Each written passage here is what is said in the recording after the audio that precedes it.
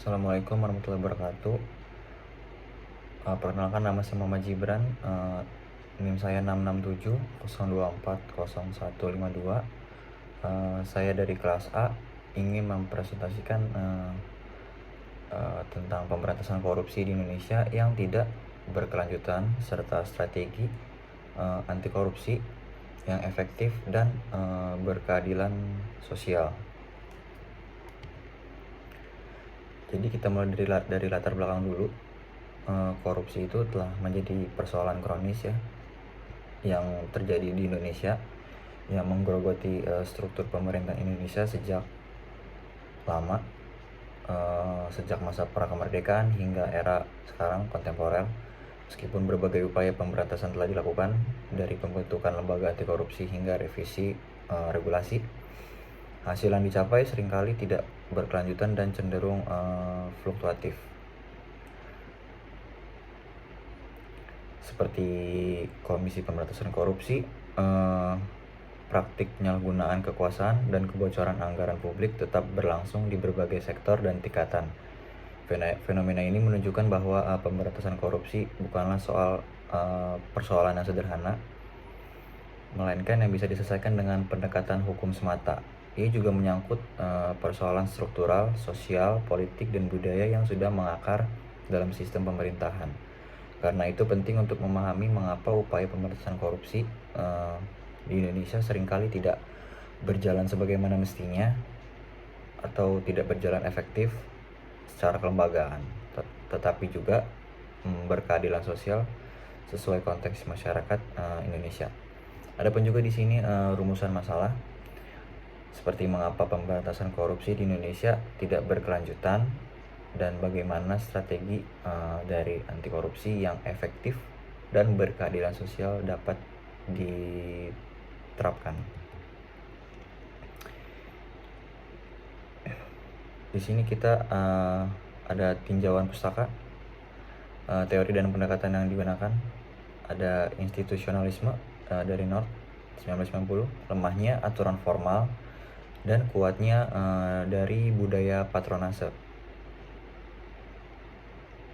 Jadi menyebutkan bahwa perilaku koruptif muncul karena lemahnya institusi formal dan menghadapi kekuatan norma-norma informal seperti patronase dan nepotisme.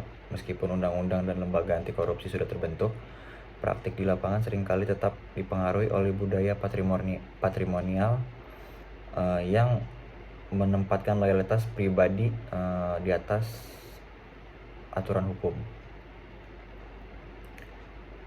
Kemudian ada teori principal agent dari Robert Klitgard tahun 88. Asimetri informasi, lemahnya pengawasan dan akuntabilitas. Ia juga menjelaskan bahwa korupsi terjadi karena adanya asimetri informasi dan lemahnya mekanisme pengawasan antara rakyat sebagai prinsipal dan pejabat publik sebagai agent. Dalam konteks ini, korupsi akan tumbuh subur ketika pejabat memiliki monopoli kekuasaan dan keleluasaan bertindak tanpa akuntabilitas yang kuat. Di Indonesia sendiri, kondisinya diperparah dengan sistem rekrutmen pegawai negeri yang belum sepenuhnya berbasis merit, rendahnya gaji dibandingkan sektor swasta, serta lemahnya sistem evaluasi dari kinerja dari PNS itu sendiri atau pegawai negeri. Selain itu, teori collective action dan social norms, Penzotti dan Simulovitz tahun 2006 menjelaskan bahwa korupsi sulit diberantas ketika masyarakat menganggapnya sebagai hal yang wajar. Jadi korupsinya susah untuk dihilangkan kalau emang dari masyarakat juga, dari pelakunya segala macam juga udah menganggap ini tuh menjadi hal yang lumrah, hal yang biasa, udah menjadi rahasia umum. Individu yang mencoba berperilaku jujur justru diasingkan atau merasa terasingkan. Akibatnya terbentuk kondisi yang disebut corruption equilibrium, di mana tidak ada insentif untuk bersikap jujur jika lingkungan sosial tetap permisif terhadap perilaku menyimpang. Dalam perspektif ekonomi politik seperti yang dikemukakan Robinson dan Hadis di tahun 2004, korupsi di Indonesia berkaitan erat dengan struktur kekuasaan yang didominasi oleh oligarki. Jadi tingginya biaya politik mendorong para politisi ini mencari sumber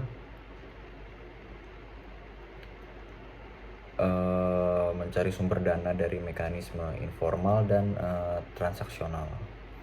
Fenomena state capture dan regulatory capture terjadi ketika kebijakan publik disusun untuk melayani kepentingan dari kelompok elit itu sendiri atau kelompok elit itu tertentu. Untuk membangun sistem pemerintahan yang bersih diperlukan penerapan prinsip-prinsip good governance, yakni transparansi, akuntabilitas, partisipasi publik, dan supremasi hukum. Jadi nilai-nilai ini harus menjadi dasar dalam membangun etika pemerintahan dan integritas birokrasi. Karena pemberantasan korupsi itu sendiri tidak akan efektif tanpa reformasi moral serta kelembagaan secara bersamaan. Kemudian di sini ada pembahasan. Yang pertama, jejak sejarah korupsi. Jadi sejarah panjang korupsi di Indonesia ini menunjukkan bahwa praktik ini bukan fenomena yang baru lagi. Pada masa kolonial itu sendiri, untuk mengeksploitasi rakyat di masa Orde Lama, instabilitas politik dan lemahnya kontrol terhadap keuangan negara memperburuk kondisi birokrasi. Berbeda dengan Orde Baru, selama Orde Baru itu korupsi itu menjadi bagian dari sistem kekuasaan, menjadi hal yang lumrah bagi orang-orang di pemerintahan. Karena Presiden Soeharto dan koloninya membangun sistem patronase politik dan ekonomi yang menjadikan korupsi itu sebagai sarana mempertahankan kekuasaan. Meskipun pada era reformasi itu dibentuk KPK dengan kewenangan kuat, tetapi efektivitas lembaga ini menurun setelah revisi Undang-Undang tahun 2019 yang melemahkan independensinya. Bentuk dan pola korupsi di Indonesia juga beragam.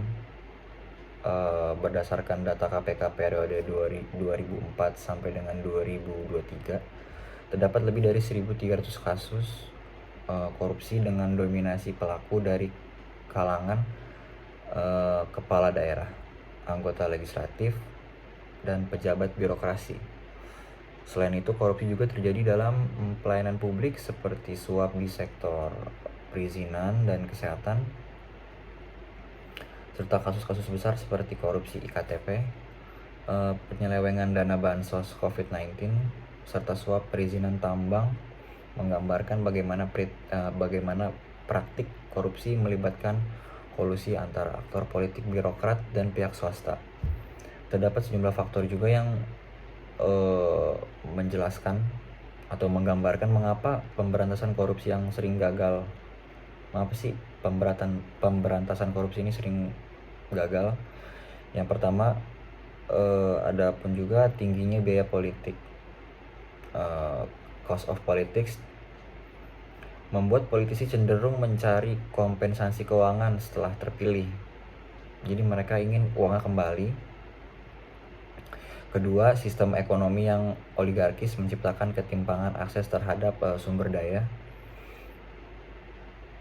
dan mendorong praktik state capture. Ketiga, penegakan hukum yang lemah dan tidak konsisten menimbulkan impunitas bagi pelaku korupsi. Keempat, norma sosial dan budaya permisif seperti budaya asal Bapak Serang dan ewah pakewah membuat masyarakat cenderung menoleransi praktik korupsi itu tersendiri. Untuk mengatasi hal tersebut, strategi pemberantasan korupsi harus bersifat menyeluruh. Penguatan lembaga seperti KPK, BPK, dan PPATK perlu disertai reformasi politik dan pembiayaan partai agar tidak bergantung pada uang haram. Digitalisasi birokrasi dan sistem merit dalam rekrutmen ASN atau aparatur sipil negara menjadi langkah penting untuk mengurangi interaksi tatap muka yang berpotensi menimbulkan suap. Pendidikan anti korupsi juga penting, harus diintegrasikan sejak pendidikan dasar hingga perguruan tinggi agar nilai integritas tumbuh dalam jangka panjang. Adapun juga perlindungan bagi whistleblower, penerapan prinsip open data government, dan pengawasan masyarakat sipil harus diperkuat. Serta di sisi ekonomi diperlukan reformasi pajak yang progresif dan pemberdayaan dari UMKM itu tersendiri untuk menciptakan distribusi ekonomi yang lebih adil. Kemudian yang terakhir di sini ada kesimpulan. Jadi pemberantasan korupsi di Indonesia ini tidak dapat dilakukan secara parsial atau sporadis, tetapi memerlukan strategi komprehensif yang menyentuh akar masalah struktural itu, kultural dan institusional. Kegagalan berkelanjutan upaya dari korupsi selama ini tuh disebabkan ada beberapa macam, seperti lemahnya political will elite, jadi yang seringkali terlibat dalam praktik korupsi ini. Adapun juga struktur ekonomi politik oligarkis yang menciptakan regulatory capture. Kemudian ada kultur permisif terhadap korupsi yang telah mengakar dalam praktik sosial, jadi mereka sudah menganggap itu sebagai hal yang biasa. Kemudian yang keempat, lemahnya sistem hukum dan penegakan hukum yang kurang konsisten atau inkonsisten. Adapun juga kunci keberhasilan dalam mencegah korupsi ini tersendiri yaitu komitmen politik dan supremasi hukum, reformasi besar-besaran terhadap sistem dan birokrasi di Indonesia ini tersendiri, kemudian perubahan budaya sosial dan nilai integritas. Keberhasilan pemberantasan korupsi itu memerlukan komitmen politik yang kuat dari pemerintah, dukungan masyarakat sipil, dan partisipasi aktif dari seluruh elemen masyarakat. Perubahan mindset kolektif menjadi kunci penting. Korupsi harus dipahami sebagai kejahatan sosial yang merugikan semua, bukan sebagai kebiasaan yang bisa dimaklumi. Dengan pendekatan yang konsisten, kolaboratif, dan berkelanjutan, Indonesia dapat mewujudkan pemerintahan yang bersih, transparan, dan adil sebagaimana cita-cita yang termaktub dalam pembukaan Undang-Undang Dasar 1945 itu sendiri. Oke, mungkin sekian dari saya. Cukup. Assalamualaikum warahmatullahi wabarakatuh.